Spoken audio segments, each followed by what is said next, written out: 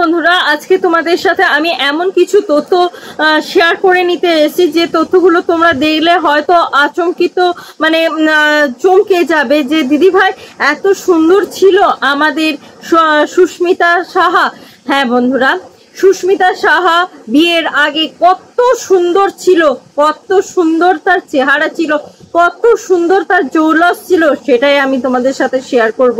কিভাবে একটা মানুষের শরীর স্বাগত শেষ করে দেয়, একটা মানুষের তিলে তিলে কথা, একটা মানুষের তিলে তিলে অযত্ন কিভাবে একটা মানুষকে শেষ করে দেয়, সেটাই আজকে তুলে ধরবো তোমাদের সামনে। তো চলো বন্ধুরা, আজকে ভিডিওটা কন্টিনিউ করার জন্য অবশ্যই বন্ধুরা আমার সাথে থাকতে হবে। তার জন্য ইন্ট্রোটা দিয়ে নিই। হ্যালো বন্ধুরা, তোমরা সকলে কেমন আছো বলো? আশা করি প্রত্যেকে ভীষণ ভালো রয়েছে। আজকে আমি আবার চলে এসেছি নতুন একটা টপিকের সাথে, নতুন একটা ভিডিও নিয়ে। অবশ্যই বন্ধুরা তোমাদের আজকের এই ভিডিওটা ভালো লাগলে একটা করে লাইক করে দেবে, শেয়ার করবে, কমেন্ট করবে এবং প্রচুর পরিমাণে সাবস্ক্রাইব করে নেবে আমার এই ছোট্ট চ্যানেলটিকে। কারণ কি জানো তো, সুস্মিতা এবং পলাশের জন্য নিত্য নতুন আপডেট পাওয়ার জন্য অবশ্যই চ্যানেলটিকে সাবস্ক্রাইব করে নিতে হবে। তা না হলে তো তোমরা জানতে পারবে না নিত্য নতুন আপডেট কোথায় পাওয়া যাবে। তো সেই জন্য বলছি, আমি তোমাদেরকে পলাশ এবং সুস্মিতার সম্পর্কে আপডেট পাওয়ার জন্য কিন্তু আমি অবশ্যই তোমাদেরকে একটা কথা বলবো যে আমার চ্যানেলটা কিন্তু সাবস্ক্রাইব করে নিতে একদম ভুলবে না। তো চলো বন্ধুরা, মূল ভিডিওতে ঢুকে পড়ি। সুস্মিতা বিয়ের আগে কিছু ছবি তোমাদের সাথে আমি শেয়ার করব, তার আগে কিছু কথা বলে নি। তো সুস্মিতা বিয়ের আগে প্রচুর প্রাণোচ্ছল চঞ্চল হরিণ দেখেছো?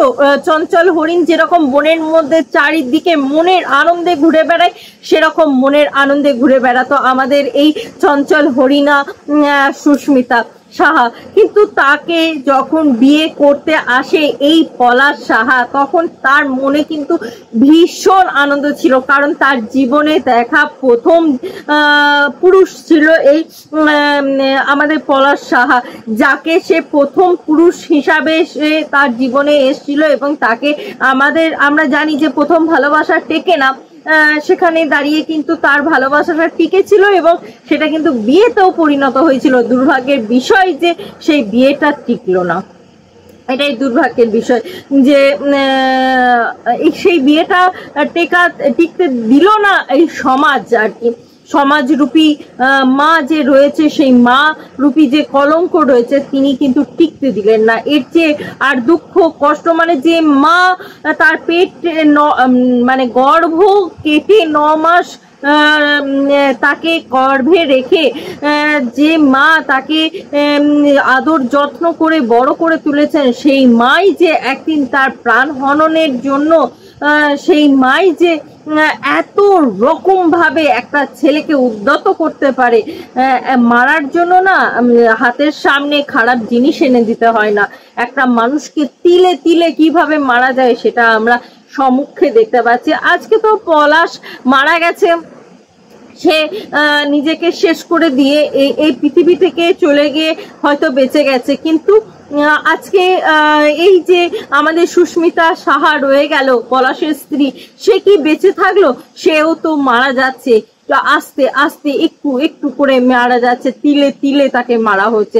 এতদিন তার শাশুড়ি মা তাকে তিলে তিলে মেরেছে, আজকে তার শাশুড়ি মার দেওয়া কষ্টগুলো তাকে মারছে। একে তো শাশুড়ি মার দেওয়া যন্ত্রণার কথাগুলো, এবং তারপরে তার শাশুড়ি মা এই ব্যবহারে তার স্বামী তার জীবনে এত কিছু কথা শুনেও যে স্বামী তার কাছে ছিল না, ঠিক আছে, সমস্ত কিছু হাসি মুখে মেনে নেওয়া যাবে।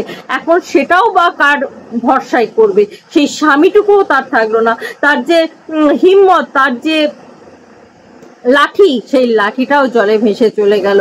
সে তার শিরদাঁড়াটাই ভেঙে দেওয়া হলো একটা 20 বছর বয়সী কিশোরী মেয়ের। তো সেই মেয়েটাকে, যুবতী মেয়েটাকে একেবারে কি বলবো, বৃদ্ধ 70 বছরের বৃদ্ধার মতন লাগছে। তার প্রাণোচ্ছল জীবনটাকে একদম দুমড়ে মুচড়ে নষ্ট করে দিয়েছে এই মহিলা, এই পলাশ সাহার মা নষ্ট করে দিয়েছে। কারণ কি জানেন, দিন রাত কথা শোনাচ্ছে। এবার তোমরা বলবে তাকে সুস্মিতা সাহাকে যখন কথা শোনাতে গেছে, দিদি তুমি কি গিয়েছো, গিয়ে কি তুমি শুনে এসছো? কথা শোনাতে গেছে। আরে ভাই, আমাকে যাওয়ার দরকার নাই, সংবাদ মাধ্যমের মাধ্যমে আমরা যেগুলো প্রকাশ পেয়েছি, ইনফ্যাক্ট আমাদের ভিডিওর মাধ্যমে যে তোমরা ভিডিও ক্লিপস গুলো প্রকাশিত হয়েছে সেগুলো তো দেখতে পেয়েছো। সেখানেও কিন্তু সে তার বৌমাকে তুচ্ছাগিরি বা বাজে কথা বলতেও কিন্তু ছাড়ছে না। এখন যে মানে মা সন্তান হারা হয়েও তার মানে তার ঘরের বউকে তুচ্ছাগিরি করতে এবং বাজে কথা বলতে ছাড়ে না, সেই মা যে তার মানে ছেলে থাকা সত্ত্বেও যে তাকে কি না করেছে সেটা আমাদের বুঝতে কিন্তু আর বাকি থাকে না। একটা মা হয়ে কিভাবে, তিনিও তো একটা নারী, তিনিও তো এক সময় বউ ছিলেন কাউরির, তিনি কি স্বামী হারানোর যন্ত্রণাটা বোঝেন না? তিনিও তো একদিন না একদিন স্বামী হারিয়েছেন না, স্বামীর প্রতি সেই ভালোবাসাটাই ছিল না। স্বামীর প্রতি যদি সেই ভালোবাসাটাই থাকতো তাহলে হয়তো তিনি এই রকম কাজ করতেন না।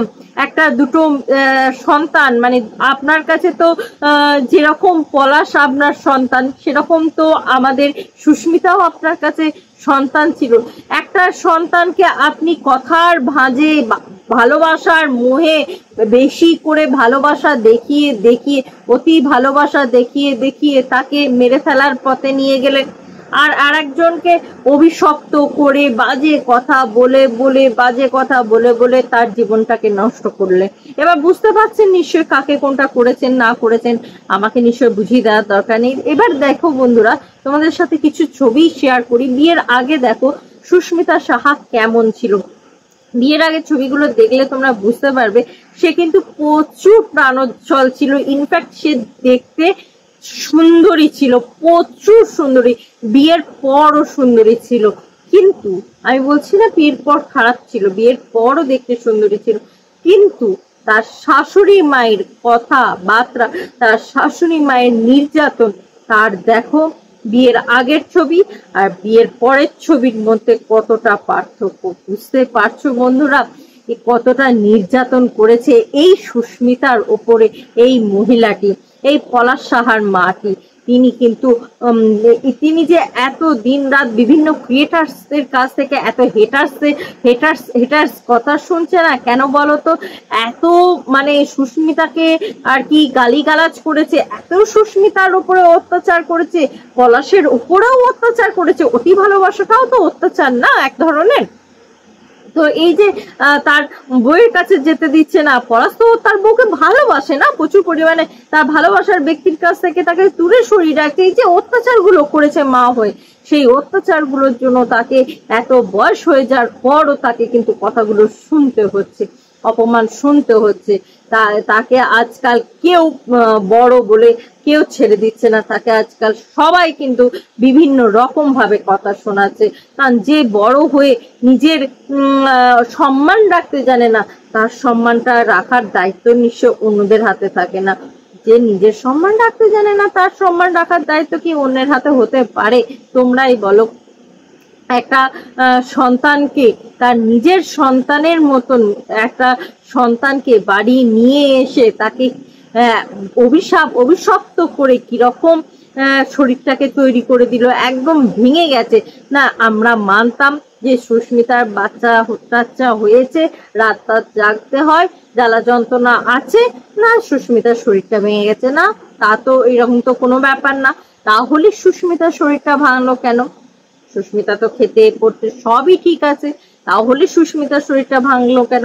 তার কারণ তার মানসিক শান্তি ছিল না, তাকে ঠিক মতন খেতেও দেওয়া হতো না, তার বর কাজে চলে গেলে তাকে ঠিক মতন খেতেও দেওয়া হতো না। এইগুলোই ছিল সমস্যা, আর এই সমস্যাগুলোই তো মেনে নিতে পারছিল না তার ভালোবাসার মানুষ পলাশ। আর সেই থেকে মুক্তি দেওয়ার জন্যই সেই পলাশ কিন্তু নিজেকে শেষ করে নিল। কিন্তু পলাশের বুঝতে একটু ভুল হয়ে গেছিল যে পলাশ না থাকলে হয়তো তার প্রাণ পাখিটার কি হবে অবস্থা, সেটা একটু বুঝে দেখাটা খুব দরকার ছিল। সে ভেবেছিল হয়তো আর 5টা মানুষের মতন তার প্রাণ পাখিটাও হয়তো অন্য ডালে গিয়ে বসে যাবে, কিন্তু সে এটা বুঝতে পারেনি তার প্রাণ পাখিটা তার অবর্তমানে তাকে না পেয়ে মানে শেষ হয়ে যাবে। তো বন্ধুরা, একটা কথা বলবো যে এরকম দুঃখ যন্ত্রণা যেন ভগবান কাউকে না দেয়। ভগবান একটা কথা বলবো যে এরকম দুঃখ কষ্ট থেকে যেন সুস্মিতাকে রক্ষা করে এবং ওকে শক্তি দেয়, ভালো থাকার শক্তি দেয়।